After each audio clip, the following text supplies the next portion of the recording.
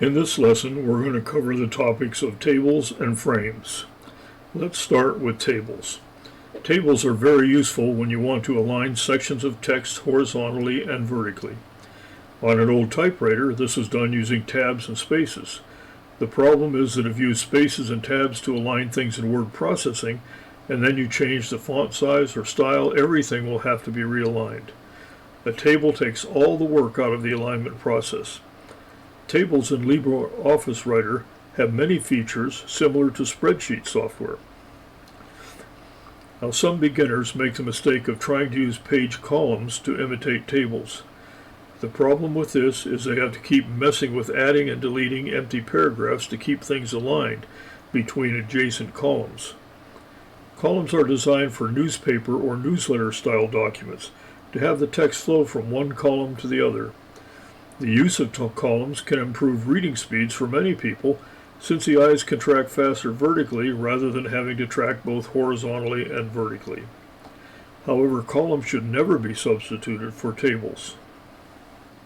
I've gone ahead and started a new LibreOffice Writer document, and what I've done is before I do anything else, I want to take control of the name and location of the document file.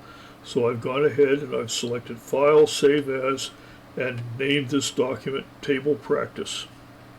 I've also added a couple of blank paragraphs just to have some space above my table.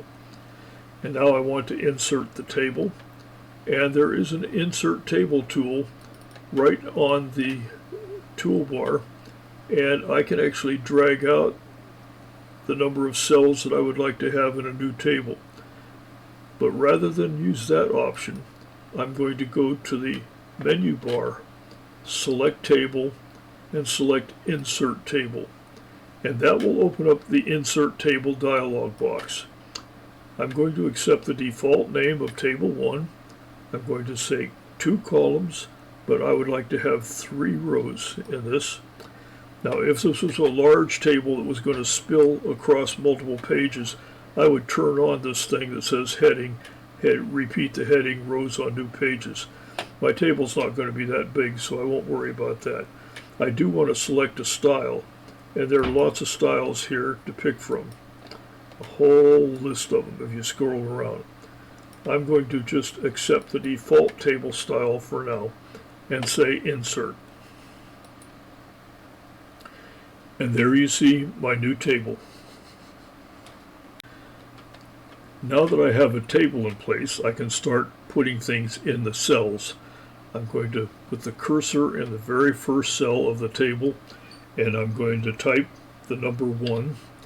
Now, when I'm done entering something in a cell, I don't want to hit the Enter key. If I do hit the Enter key, you'll see it adds additional paragraphs in that cell, and that's not what I want. Instead, I'll press the Tab key, and that will jump to the next cell, and there I can enter some text.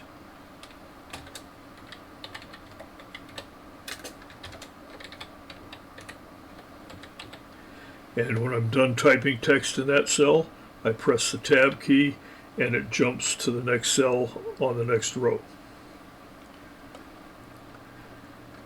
Now I've gone ahead and put some text in all of the cells in my table.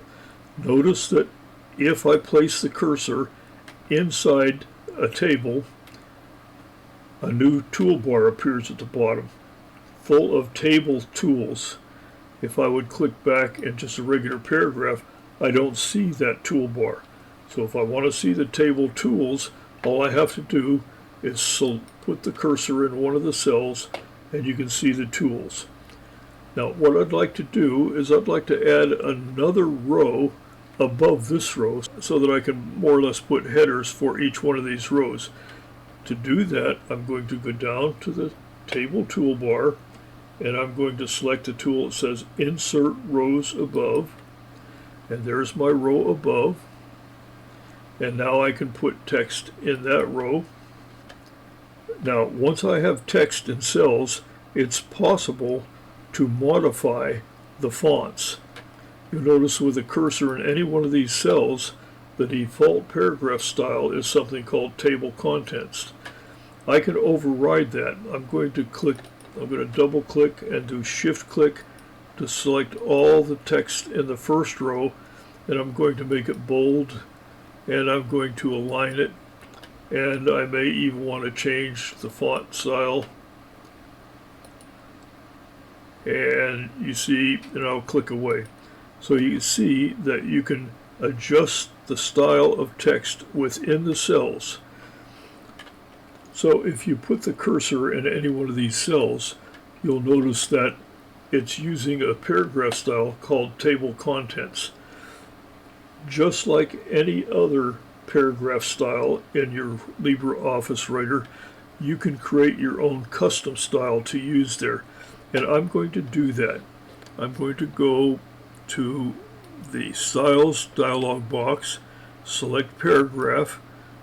I do not have any custom styles yet, so I'm going to create one. New. And in the Paragraph styles, I think I'll call this My Cells. Could call it anything I want. The next style will be My Cells. For index and spacing, I'm not going to do anything. For the alignment, I'm not going to change anything there, but I'll change the font. Maybe I'll use Liberation Sans bold. Let's try something else.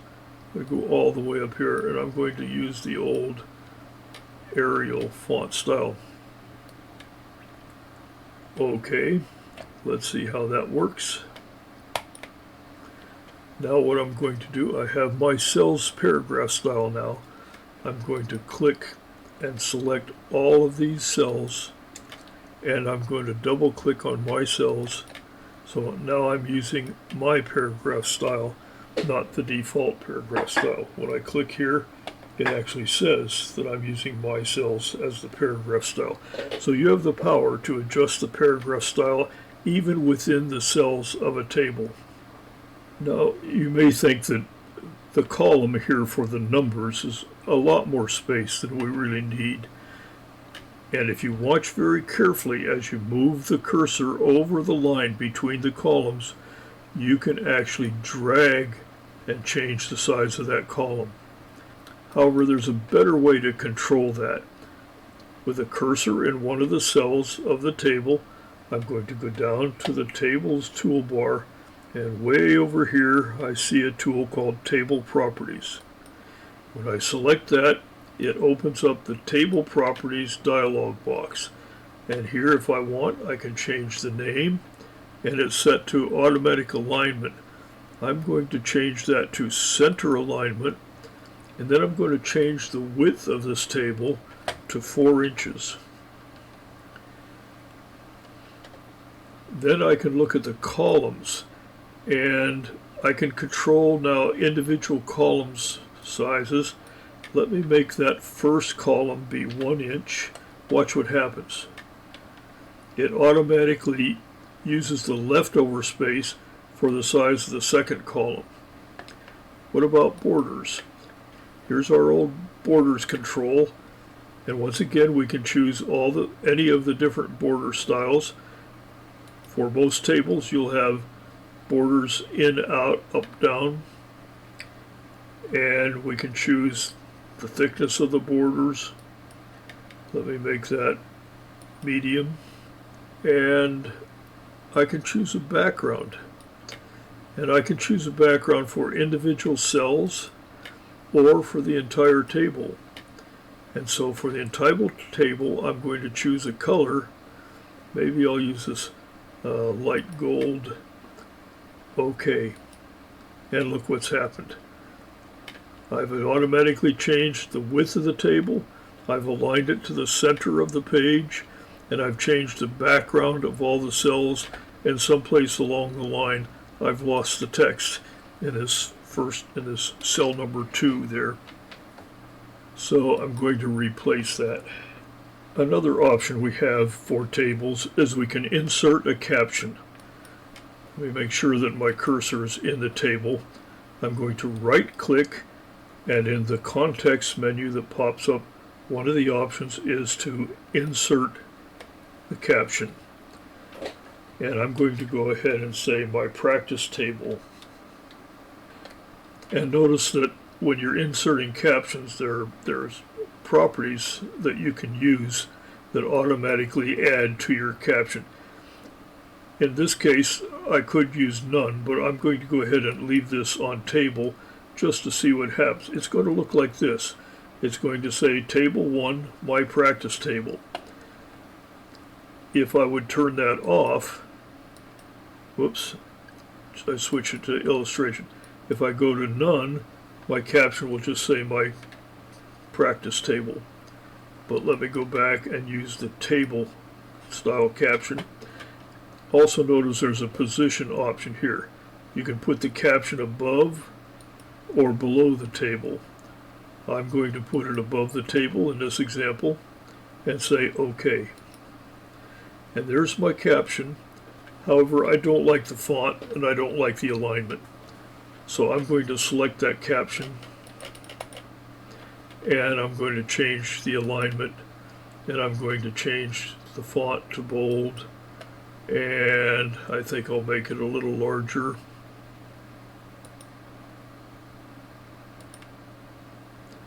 And I don't want it to be italic, and I'll click away and see the results. So it's possible to add captions to your tables. Now, because the tables behave a lot like spreadsheets, it's possible to put in functions and calculations within a table. I've gone ahead and created this table, just kind of a phony baloney thing for the example, and I've put things in here. I put cost per item, and notice that it shows it as dollar signs. What I did was I highlighted those cells down in the table toolbar. One of the options is to say number format currency. I did the same thing over here in this totals column. This cell, I did not put a number in, but I put in a formula. And the formula is cell C2 times D2. A shortcut to installing formulas is to press, first of all, let me enter that cell. The shortcut for inserting formulas is press the function key F2. And when you do, you can actually enter your formula, and you see the formula for that cell is equals C2 times D2, and it does the calculation for us. In this, I've put in the summation of those numbers. Not only are tables handy for aligning things, but you can use tables like small spreadsheets and actually install functions and calculations within the tables. Our next topic is using frames. Frames are like little documents that are inserted into a main document. Frames can contain the same kind of things that the main document contains. However, the main document body text flows around frames. They are sometimes used as sidebars to provide separate but related text or illustrations. Frames can contain text, graphic images, or tables. Frames are typically anchored to a paragraph in the main document. They can float within a paragraph. That means that if the text before a frame is edited and this causes a paragraph to move, the anchored frame will move with it. The wrap function can be used to control how the text flows around a frame. At the end of the table practice document, I've gone ahead and added some text to use to illustrate how to use frames. I'm putting the cursor in this first line of my sample text, and then I'm going to change this paragraph style to heading 1. And then I'll put the cursor in the next paragraph below that heading 1 paragraph, and then I'm going to select Insert, Frame, Frame. And that opens the Frame dialog box. And here's where I set the different parameters. I'm going to say the width will be, well, for sake of discussion, let's say 2.5 inches. I'm going to anchor this frame to the paragraph. I'm going to position the frame to the right side. I'll wrap the text before the frame, and I'll put a border around the frame, all the way around. And to make it more dramatic, I'm going to increase the thickness of the border line. Now I say OK, and there's my frame. Not very big, has a big thick border, but as long as the frame is selected, I can click here and I can change the size of the frame. Well, now that I have this frame, you notice that there's a paragraph already in the frame, and I can go ahead and insert things in this frame. And if I put the cursor in that paragraph inside the frame, you'll notice that the default paragraph style is something called frame contents. I can change that to any paragraph style I like, but let me go ahead and add some text to the frame. And here you see the results of adding some text to my frame. I've also inserted a graphics, and just like inserting graphics in a document, I can have the text wrap around the graphics. And also, just like paragraphs in a document, I can create my own paragraph style to use here, and I've gone ahead and created a custom style called Comic Font, just for the font that I use in my frame. You can also adjust the other frame properties. For example, you've already seen we set the border to very thick, but I've gone back to the border dialog box and added a drop shadow and changed the color of the drop shadow, changed the size of the drop shadow. You have the power to go in and change any of these properties, and you can see that frames are a very powerful tool to use when you're creating LibreOffice Writer documents. Well, if you made it this far, congratulations. You must be a very good student. If you've gone through all of these lessons, by now you know how to create paragraph styles, page styles, you know how to organize your files and create files and put them together into a full book. You should also remember how to create a newsletter with 2 columns. And if you create this basic newsletter, even with no words, and you save it, every time you want to create a new issue of the newsletter, you simply open up your base document and use this file save as trick, and you're off for the next edition of the newsletter. There's also been a lesson on creating greeting cards, and with that lesson you have the power to create your own greeting cards without spending any money on software. And we ended up with the tools, tables, and frames. If you want to know a little bit more, you can go to the appendix. Appendix B shows my recommendations for the hardware you might use if you're setting up a word processing station.